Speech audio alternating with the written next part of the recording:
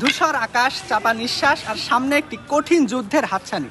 আমি বলছি সে সকল এইচএসসি পরীক্ষার্থীদের কথা যাদের টার্গেট হচ্ছে মেডিকেল।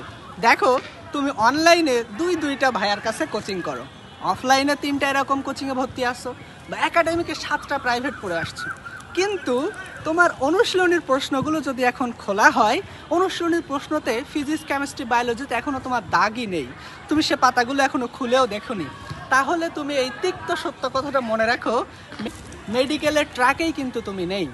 তুমি কিন্তু অনেক জনের পিছনে এখন পড়ে আসো, কারণ অনুশীলনী প্রশ্ন তোমার সলভ করা নেই, তুমি জানোই না আসলে প্রশ্ন কোথা থেকে হয়।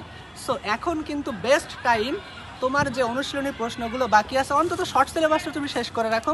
ফিজিক্স, কেমিস্ট্রি এবং বায়োলজির অনুশীলনীর প্রশ্ন যেগুলো আছে একটা একটা করে ধরে ধরে তুমি সলভ করো।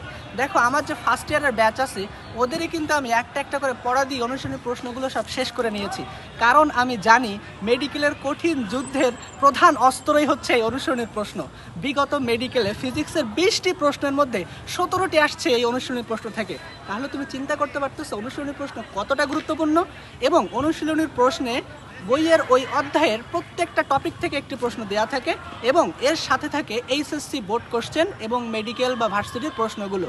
এইগুলো প্র্যাকটিস করলে তোমার একদিকে এইচএসসিতে তোমার লাভ হবে, অন্যদিকে মেডিকেলের জন্য তুমি অনেক অনেক দূর এগিয়ে যাবে। কিন্তু যদি তুমি এটা সলভ না করো, it's the red flag for you, এটা মনে রেখো।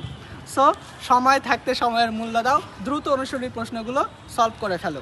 Stay connected, stay focused, and follow my prescription for biology.